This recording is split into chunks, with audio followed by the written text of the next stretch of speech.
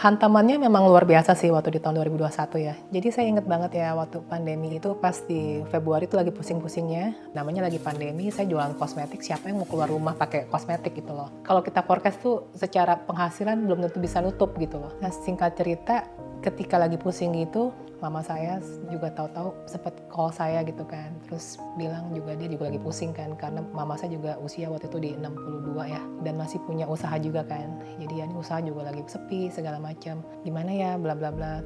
Ya akhirnya saya nanya emang mami kenapa gitu kan. Terus ya pusing lah, utang makin lama makin bengkak. Ketika saya tanya nominalnya ternyata angkanya besar banget gitu loh. Bahkan saya sendiri juga seumur-umur nggak pernah megang duit segitu banyak. Terus saya ada sempat ngomong, duh mami kalau kita ada duit sebanyak itu sih kita talangin dulu gitu kan. Guru saya ada ngomong satu hal yang lumayan jelek sih, kalau kamu punya duit segitu kenapa nggak kamu bayarin, kenapa mesti ditalangin. Bakti kepada orang tua itu gak bisa diulang loh Christine, dia bilang, duit bisa dicari. Miracle-nya itu dari yang awalnya paling cuma kejual kayak 1000 piece per hari, ya kan, nggak nyampe lah, kadang 800, 1000 piece, kadang cuma 500 piece sehari. Ya udah deh, itu stok 4 bulan dalam waktu, saya inget banget, 3 minggu, 4 hari habis. Itu yang bestseller udah habis, jadi ibaratnya tuh orang sampai nunggu, sampai rela-rela PO loh. Ada yang sampai berpikir saya tuh gimmick, sampai saya tuh posting di Facebook, ya di sosial media saya, maaf ya buat yang pesen foundation dan bedak compact, produknya lagi habis, baru datang lagi 2 bulan kemudian. Saya itu selalu menempatkan diri saya bukan selevel, tapi setidaknya di bawah sedikit sama suami. Ya walaupun udah zaman emansipasi wanita gitu ya, tapi ya saya sebisa mungkin selalu menempatkan suami sebagai pemimpin.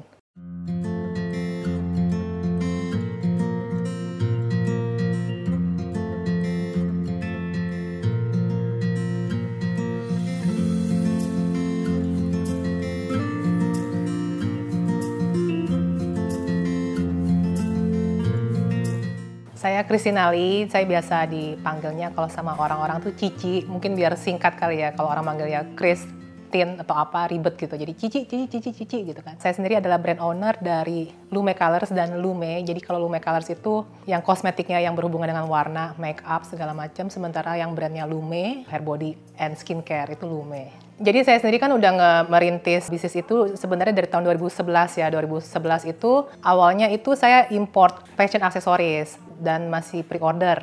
Nah dari pre-order itu ujung-ujungnya akhirnya berkembang menjadi jualan ready stock. Jadi saya punya stoknya dan mulai difasilitasi juga dari pembuat-pembuat yang lokal ya. Ada yang dari Bandung, ada yang dari Jogja untuk aksesoris-aksesoris yang saya jual. Nah berkembang karyawan makin banyak, mulailah tadinya saya nyewa rumah di seberang rumah saya, ya kecil lah ya, cuma 13 karyawan di saat itu kan, dan itu juga sudah termasuk orang gudang. Terus makin berkembang, apalagi udah mulai nyetok sendiri kan butuh gudang. Mulailah nyewa ruko di Green Lake City tuh, awalnya dari 1 ruko sampai akhirnya ujung-ujungnya jadi 3 ruko. Oke, jadi pas di tahun 2017-2018 itu saya mulai ditanya sama salah satu teman saya, Ci, lu nggak tertarik buka brand sendiri, bikin brand sendiri? Kebetulan di saat itu juga fashion aksesoris tuh mulai menurun ya. Terus akhirnya, boleh juga ya, coba deh kita bikin brand sendiri. Brand apa ya? Nah, saya udah punya banyak reseller yang loyal lah di saat itu. Jadi saya sempat kirim polling ke para reseller, kira-kira kalau saya bikin brand sendiri, ini produk apa nih? Mulai dari bikin pollingnya antara produk baby, lalu sepatu, lalu fashion, sampai akhirnya ke kosmetik dan akhirnya skincare. Karena reseller yang terbentuk karena dulunya jualannya fashion aksesoris untuk wanita, pasti kan audience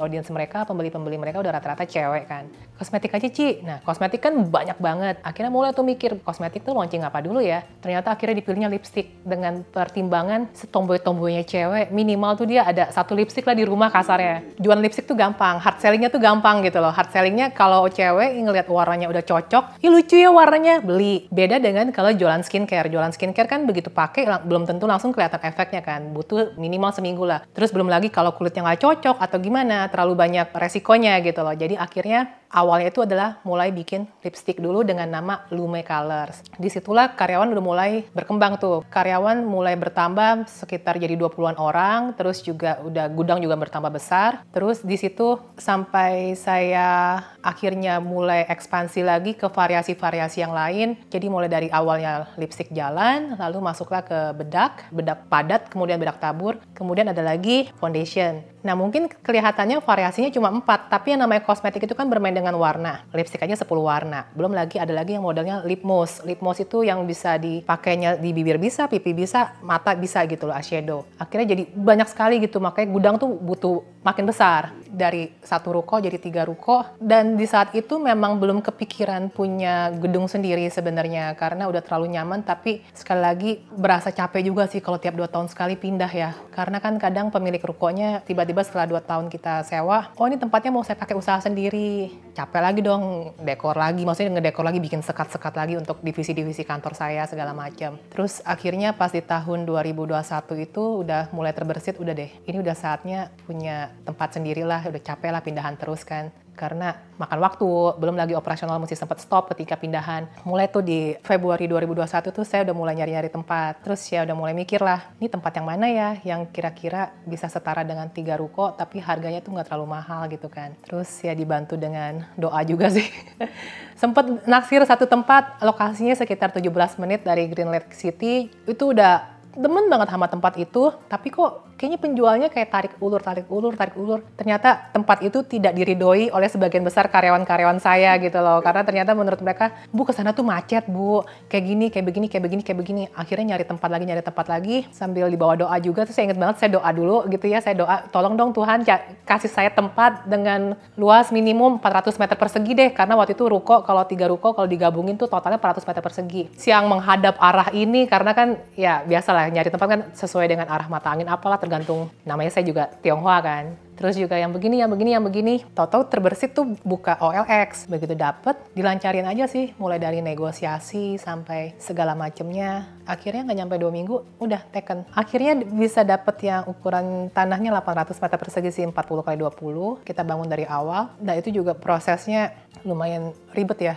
Karena pas kita ngomong ke ruko yang kita sewa, dia itu cuma bisa perpanjang sampai 1 tahun 2 bulan. Dalam artian berarti ketika kita mau ngebangun yang sekarang, itu cuma dikasih waktu 1 tahun 2 bulan untuk membangun bangunan 3 lantai gitu loh. Jadi ketika waktu itu kan uang tabungan saya itu tuh cuma cukup buat bayar DP. Buat bayar DP-nya kan DP sekitar 25% ya. Nah duit selebihnya itu tuh masih bisa lah kayak gitu kan. Tapi kan di saat itu juga lagi pandemi ya. Terus udah mulai diperketat penjualan, nggak seramai biasanya. Jadi saya sempat berpikir, aduh ini nanti bulan Mei itu udah mesti taken kontraknya tuh di bank kan, maksimum bulan Mei udah mesti taken kontrak. Duitnya ada atau enggak nih, kayak gitu loh. Tapi apa mau kan DP kan juga udah kita kasih gitu kan. Possible bisa angus juga kalau misalnya kita nggak lanjutin, kasarnya gitu loh.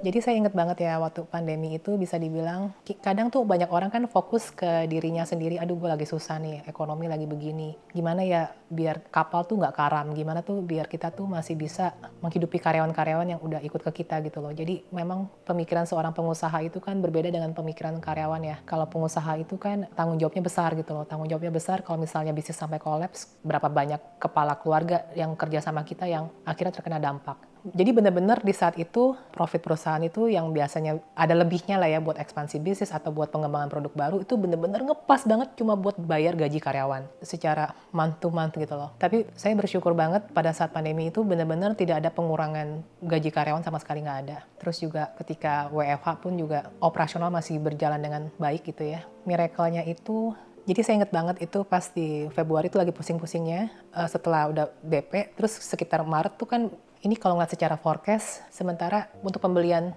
ini tempat, tanahnya doang ya, itu masih butuh duit tuh yang secara duitnya tuh kita, kalau kita forecast tuh secara penghasilan belum tentu bisa nutup gitu loh.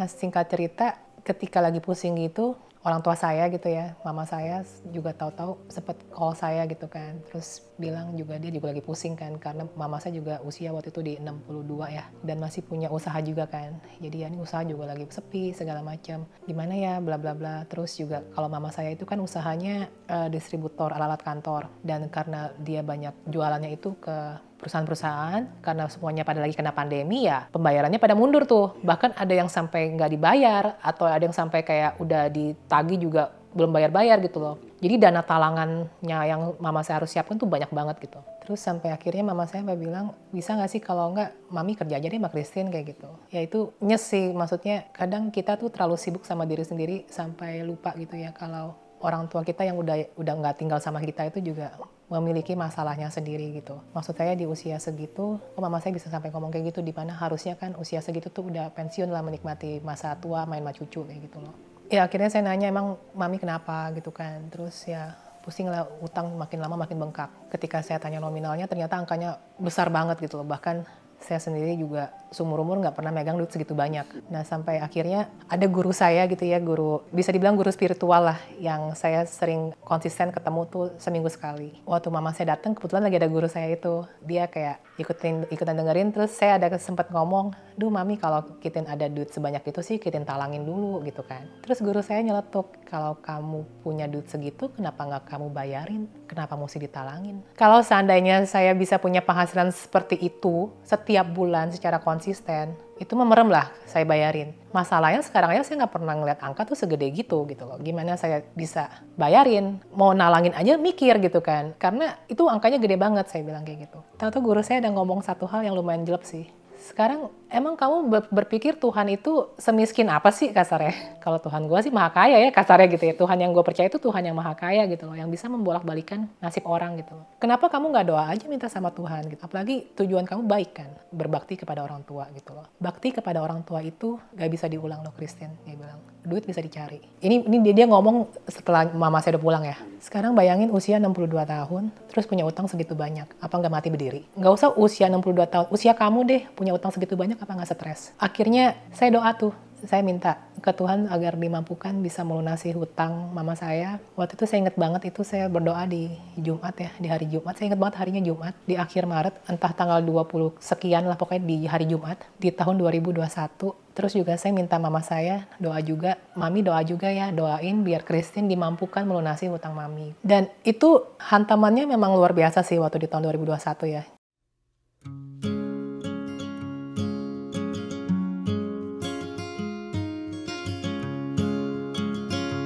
Jadi waktu di 2020 November itu saya ada partneran dengan Agung Hari Prabowo, yaitu Bapak Facebook Indonesia lah kalau saya manggilnya lah. Soalnya dia jago banget, iklan Facebooknya tuh jago banget. Ketika dia masuk akhirnya partneran sama saya, dia intinya pasti tentu saja yang namanya kalau produk udah mulai digenjot iklan kan momentuman ya. Kalau lagi rame produk lo ada nggak stoknya? Sehingga waktu pas dia udah masuk, saya udah PO ke pabrik produk, pokoknya total produk tuh secara HPP tuh itu bisa buat secara forecast tuh kalau penjualannya lancar dan penjualannya rame terus, itu buat stok 4 bulan. Jadi kan pas Desembernya saya udah book ke pabrik kan, yang akan datang di April. Nah, pas di Februarinya ternyata Agung ada terkena musibah ya, istrinya meninggal gitu ya. Jadi ya tentu saja bisa dibayangkan gimana sih kondisi kita kalau ditinggal pasangan ya. Stres luar biasa pasti. Dan saya mengerti banget kondisinya, sementara stok bakal datang awal April. Cuma udah mikir nih, ini awal April gimana ya stok ya? Gak mungkin juga dong saya minta Agung yang lagi stres gitu untuk ngiklan. Udah buat duit, udah habis buat beli stok, terus tabungan sisa, yang bener-bener sisa tabungan saya itu udah habis buat DP tanah buat lokasi kantor sekarang. Dan saya itu orangnya kan terlalu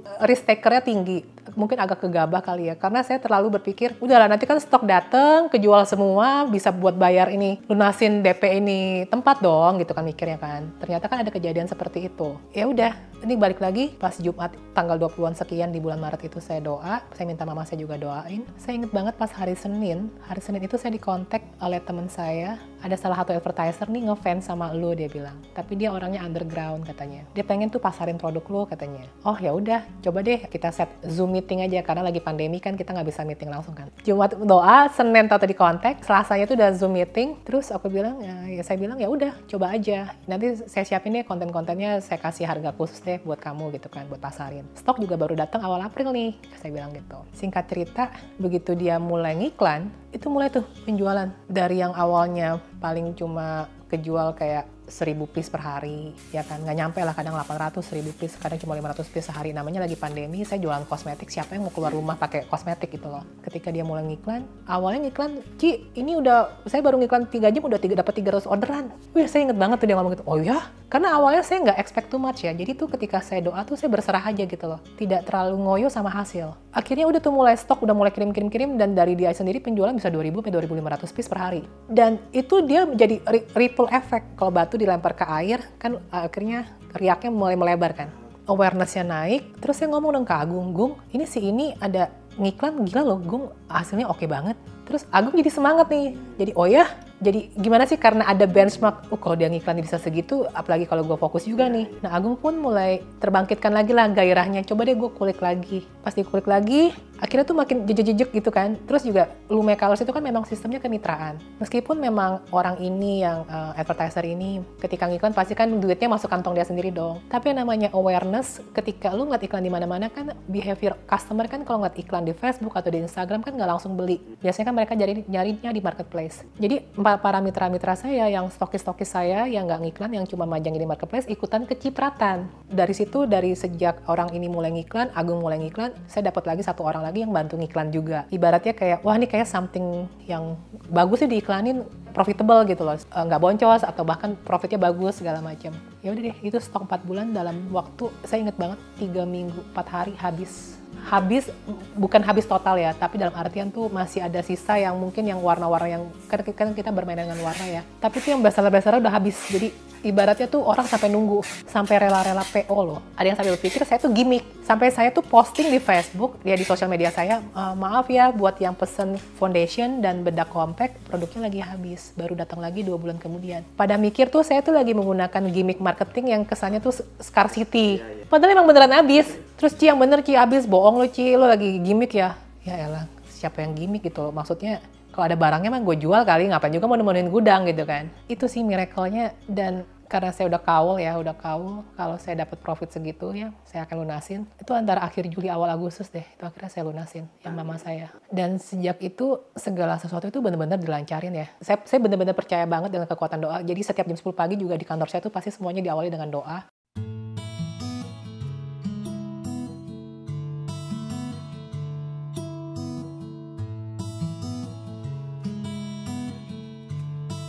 Jadi karena waktu di April itu pas di bulan Mei-nya udah pada habis, otomatis saya nyetok lebih banyak dong. Harusnya datangnya di awal Juni atau awal Juli, saya lupa inget ya. Tapi delay. Waktu itu saya sempat kesel, kenapa ya kok delay? Padahal ini orang lagi nungguin. Oh pada marah-marah, Ci katanya nyampe ini udah PO gini-gini, gimana dong cancel atau nggak gimana-gimana. Untungnya nggak ada yang cancel. Tapi saya mikir sih, seandainya kalau misalnya permohonan doa saya dikabulkan itu datangnya awal Juli, itu ternyata pada saat momen itu karyawan saya pada sakit. WFH ada berapa orang. Jadi bayangkan seandainya itu tetap datang dengan timpangnya karyawan, tuh sakitnya bener-bener ada yang gejala dikit kan udah langsung dirumahkan kan.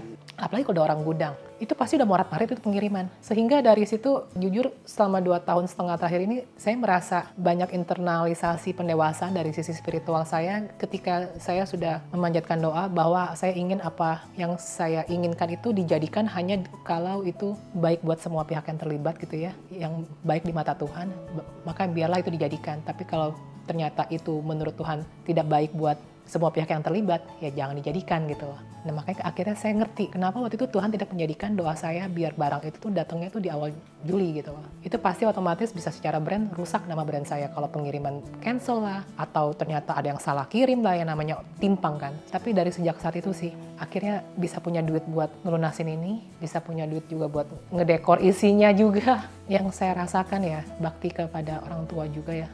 Meskipun saya juga nggak mau. Ini saya hampir nggak pernah cerita ke banyak orang sih memang ya. Tapi karena menurut saya ini juga udah sesuatu yang udah 2,5 tahun yang lalu ya, udah 3 tahun yang lalu. Jadi udah lewat lah. Buat saya doa orang tua itu mujarab banget sih. Buat yang masih punya orang tua, punya mama, punya bapak. Ini kasar kata manfaatin. Manfaatin tuh dalam arti buat mendoakan kita ya. Saya diajarkan juga ketika kita minta orang tua ngedoain kita tuh minta doainnya tuh yang spesifik. Jangan cuma doa biar anaknya sukses. Karena sukses di mata dia sama sukses di mata kita kan beda. Bisa jadi dia ngeliatnya udah sukses, kamu udah punya rumah, makan cukup, emang lu kurang sukses apa? Tapi bagusnya tuh dikaitkan dengan goalnya kita. Misalnya kamu lagi pengen di bulan ini tuh pengen launching produk, kejualnya tuh setidaknya 2.000 piece per hari. Ya udah bilang ke orang tua gitu ya, misalnya bapak atau ibu, Pak doain ya bulan ini Christine jual produk apa gitu ya, bisa kejual 2.000 pieces sehari gitu. Meskipun orang tua kita bukan tipikal yang rajin berdoa misalnya, kan kita nggak tahu ya. Dia ngomong amin aja. Iya amin, nanti papi doain atau mami doain. Biar Christine jualan apa, misalnya jualan skincare-nya 2.000 pieces sehari. Jadi lebih spesifik kayak gitu tuh lebih manjur sih.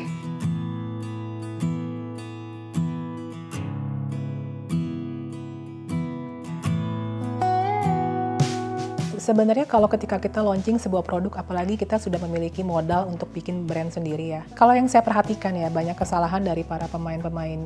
Kan saya lumayan banyak kenal orang-orang di internet marketers, digital marketer yang akhirnya punya modal untuk bikin produk sendiri. Mereka itu kurang riset dari harga pasaran. Misalnya dia mau bergerak di bidang skincare gitu ya. Sunscreen atau sunblock itu lagi laku nih. Dia kontak nih pabrik tolong dong bikinin sunscreen dengan kriteria ABCDE yang seperti brand ABCDE misalnya. Lalu pabrik balik ke dia, nih HPP-nya berikut packaging, berikut botol, kardus dan lain-lain 50.000 misalnya. Karena kamu cuma pesen 2.000 piece untuk nyoba. Terus baru dia mikir, kalau HPP-nya 50.000, gue mau jual berapa duit? Sementara sunscreen di luaran jualnya di harga 80.000, 70.000. Kenapa bisa HPP-nya bengkak? Karena kan kadang-kadang ketika kita lagi bikin sebuah formula, pengennya sesuatu yang lebih baik kan. Tambahin klaim ini, tambahin benefit ini, benefit itu, benefit ini. Akhirnya jadi harganya mahal. Sebenarnya kalau misalnya lagi mau launching sebuah produk tuh yang kita harus pikirin kalau seandainya kita ATM ya, amati, tiru, modifikasi. Baiknya itu kita mau ngelihatnya itu misalnya saya mau jual sunscreen di harga 140.000 misalnya. Cari deh tuh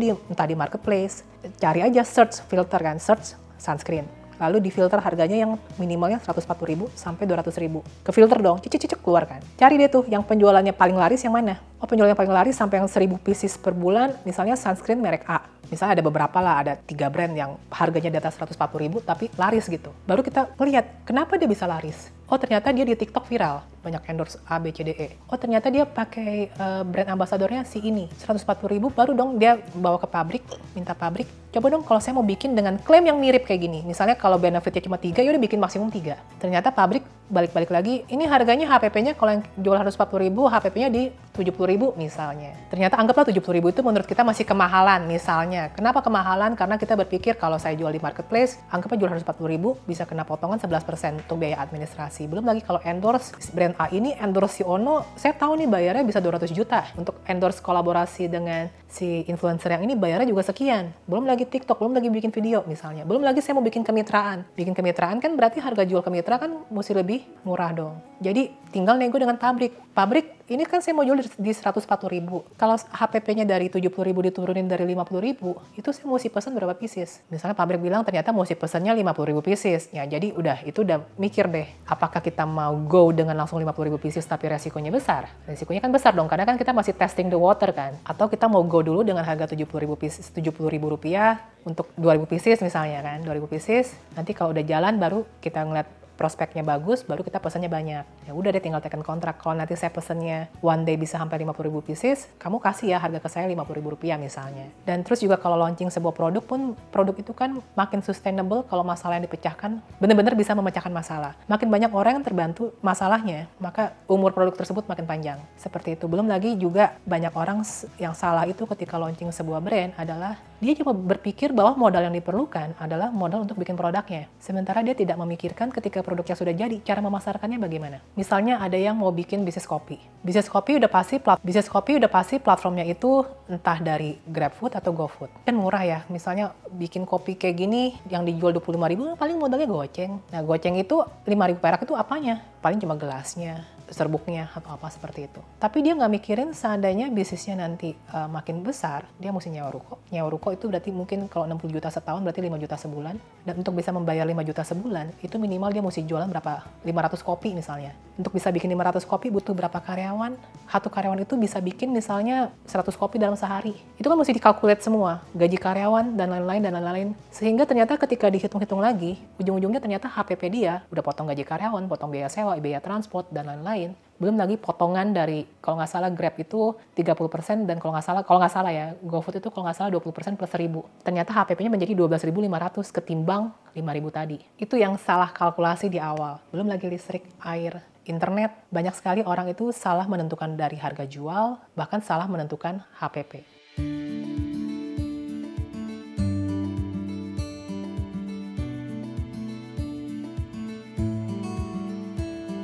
Kalau di saya yang benar-benar ngefek itu adalah kekuatan konten. Kalau saya kan memang bergeraknya itu di iklan berbayar. Saya jarang sekali main organik, tapi mungkin kadang ya kalau ada orang yang follow saya gitu ya di Instagram atau di Facebook, hampir nggak pernah saya posting jualan. Hampir nggak pernah ya, bukan berarti nggak pernah sama sekali. Jadi gimana konten itu harus relate dengan permasalahan orang sehari-hari gitu ya. Seperti kenapa iklan Lume Colors atau Lume itu tidak pernah mengendorse beauty influencer yang udah mukanya terkenal banget. Tapi kita tuh lebih banyak menggunakan wajah-wajah tuh yang wajah-wajah yang kayak wajah-wajah kita gitu loh, bukan yang udah cantik paripurna yang ibaratnya ya jelas aja lu pakai itu bagus, lu udah cantik ya gitu kan. Sehingga tuh orang tuh berasa relate gitu loh, berasa relate. Dan apalagi sekarang iklan di Facebook itu tuh orang-orang rata-rata udah banyak menggunakan broad marketing, dalam arti tuh nggak pakai, kalau dulu kan orang masih select spesifik umurnya dari umur sekian sampai umur sekian. Kalau sekarang itu tergantung konten. Jadi contoh ketika saya lagi mempromosikan kosmetik saya tapi menggunakan wajah mama saya waktu itu, usia 60-an kan. Waktu itu foundation gitu kan. Ketika iklannya dilancar, ketika iklannya dijalankan, itu di bulan itu banyak sekali yang seumuran mama saya tuh yang beli. Ya orang berasa relate kan, orang yang berasa relate akan klik. Terus misalnya ada suatu waktu saya menggunakan cowok nih, waktu itu kalau nggak salah sebenarnya foundation sih, foundation, tapi dia cuma buat benerin yang gelap-gelap di wajah doang ya, bukan tato dandan jadi cewek ya. Di saat itu mulai tuh banyak cowok-cowok yang mulai beli foundationnya Lume Colors, entah mungkin buat keperluan dia syuting atau keperluan dia misalnya cuma buat concealer doang karena bawah mata dia gelap segala macam kayak gitu. Jadi ya kekuatan konten dan gimana konten itu tuh bisa bener-bener ketika orang nonton tuh ya kayak berasa talent yang ngomong di konten tuh kayak lagi ngomong sama kita gitu.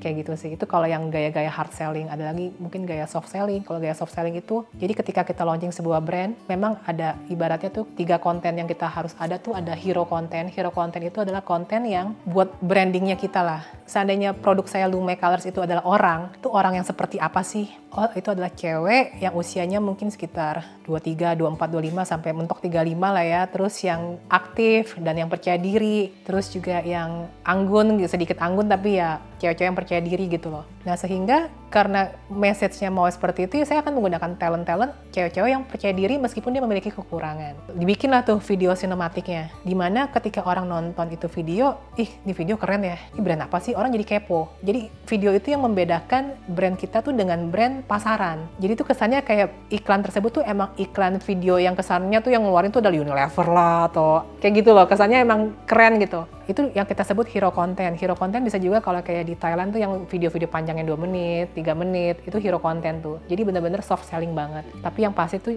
kita lebih mengutamakan emosi penontonnya, yang nonton bisa terbawa, akhirnya jadi ingat dengan brandnya, itu yang disebut hero content. Nah hero content ini ketika diiklankan belum tentu profit, bisa jadi boncos. Tapi kenapa tetap diiklanin? Yaitu untuk positioningnya aja. Nanti baru disupport dengan iklan-iklan yang mungkin cuma kolaborasi dengan TikTokers, atau yang pakai yang iklan-iklan testimonial, yang honest review, yang ibaratnya low budget lah. Nanti baru ada lagi, itu kan ada hero content, ada lagi yang kedua adalah hub content. Nah hub content ini, ada lagi yang ketiga itu, kalau nggak salah saya lupa inget, tapi itu kontennya itu sebisa mungkin itu sesuai dengan, itu istilahnya help content, help itu membantu ya. Jadi orang tuh sebenarnya kalau lagi nyari foundation tuh foundation yang apa sih? Jadi tuh kita bikin konten sesuai dengan pencarian orang di Google. Contoh misalnya kalau kita jualan hijab, ternyata kalau kita search kata hijab di YouTube, ternyata dapat recommendation-nya penggunaan hijab untuk wajah bulat misalnya. Bikinlah konten seperti itu sehingga ketika ada orang lagi search itu, keluarlah konten video kita. Jadi konten-konten tersebut itu yang menurut saya sangat penting. Nah ini dia,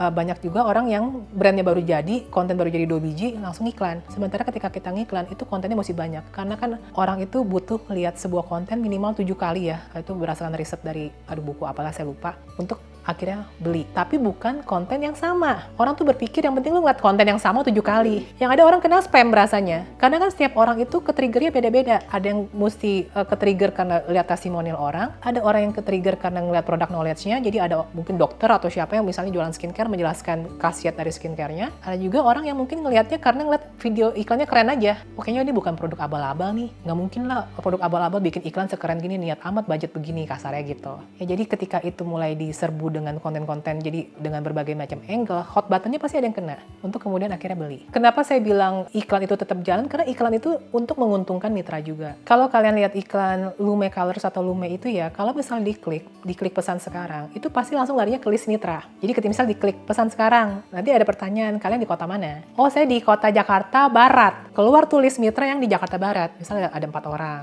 Di setiap sebelah namanya tuh ada Shopee-nya, ada Tokopedia-nya, terserah lo mau belanjanya via apa. Jadi itu yang membantu mitra. Karena menurut saya kalau kita udah pakai kemitraan, akan sangat beresiko kalau misalnya mitra itu cuma taunya modal duit doang, tapi nggak ngerti jualan. Bayangkan kalau dia nyetok terus stoknya nggak kejual, itu akan sangat beresiko dia ujung-ujungnya, aduh ngeliat stok masih banyak, banting harga. Meskipun dapat penalti dari kita, tapi kalau orang udah tekad, mau gimana? Jadi akhirnya kita tentu pengennya tuh produk yang udah ada di mitra tuh sebisa mungkin cepat habis, cepat muter.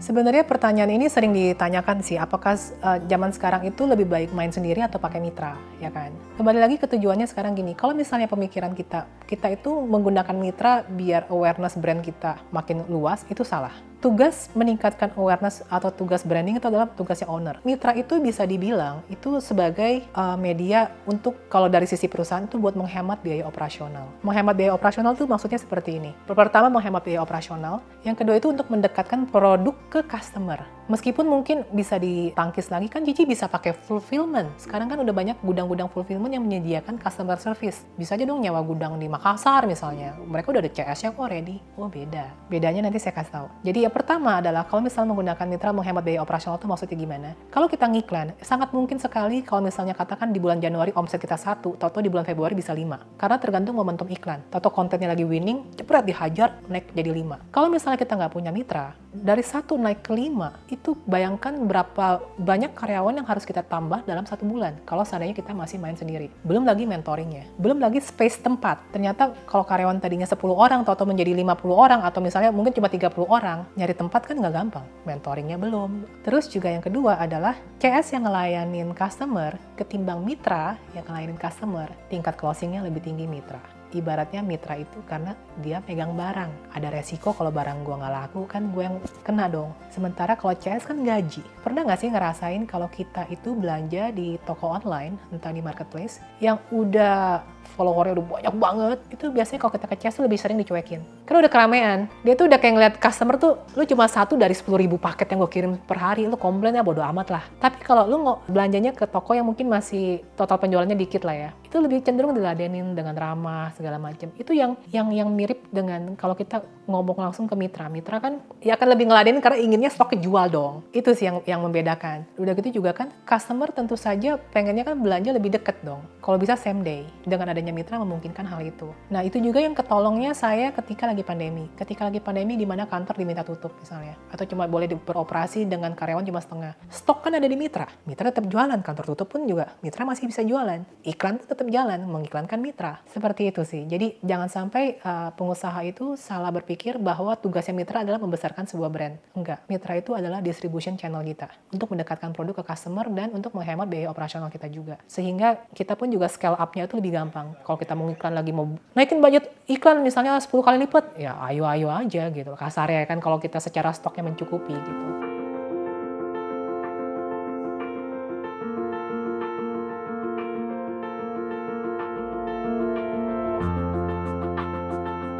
Kadang ada orang nanya, gimana sih biar sukses seperti Cici gitu. Sebenarnya saya nggak mau menasbihkan diri tuh sebagai sosok yang sukses gitu ya. Karena menurut saya banyak yang lebih oke gitu. Kriteria sukses setiap orang tuh beda-beda.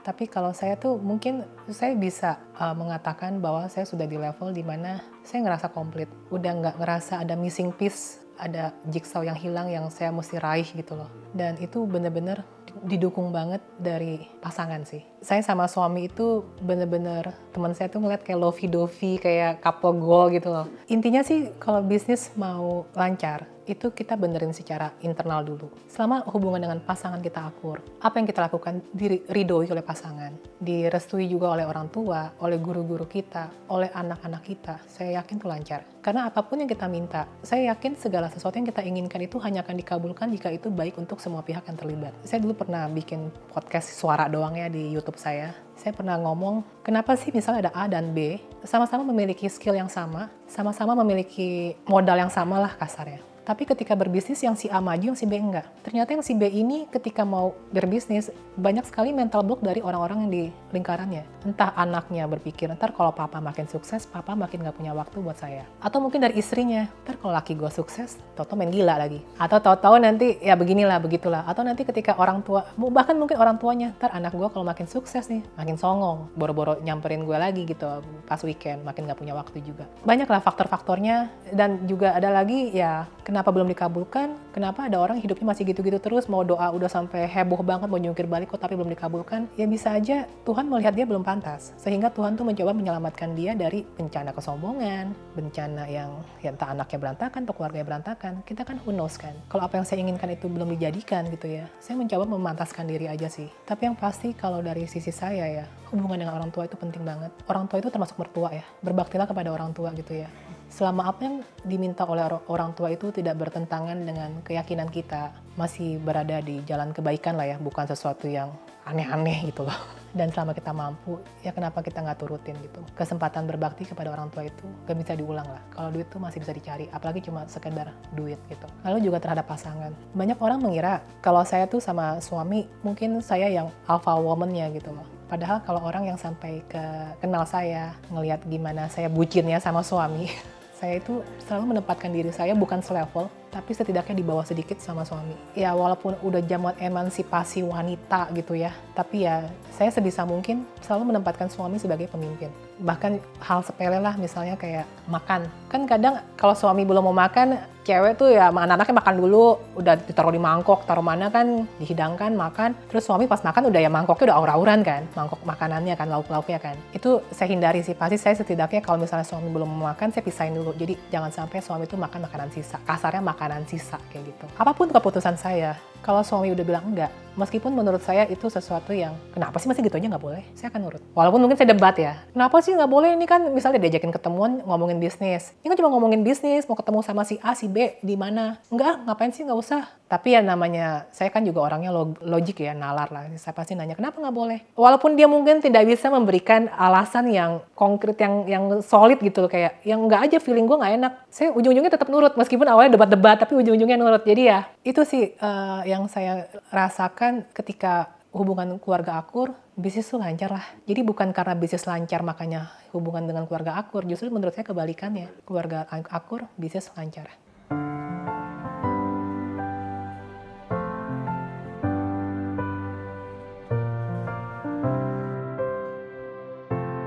Sebenarnya strategi makin kesini tuh makin gak macem-macem lah. Yang penting lu lurus-lurus aja udah. Lu tuh gak pernah jahatin orang, lu lurus-lurus aja. Lu juga sama keluarga akur, sama pasangan akur. Terus juga jangan selalu berpikir one man show. Jadi udah berprinsipnya kalau yang lain bisa, kenapa mesti saya, itu penting banget. Itu adalah bekal dari bisnis autopilot. Jadi ibaratnya kayak contohnya saya bisa partneran dengan Agung gitu ya. Agung di bagian advertising, saya di bagian kontennya dan operasional.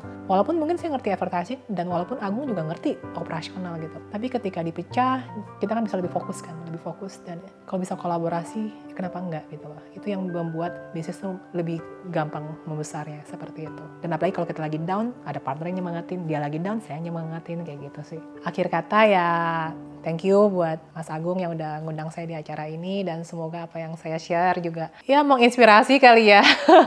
Semoga channelnya Pecah Telur makin rame, makin sukses terus, mantap. Oke.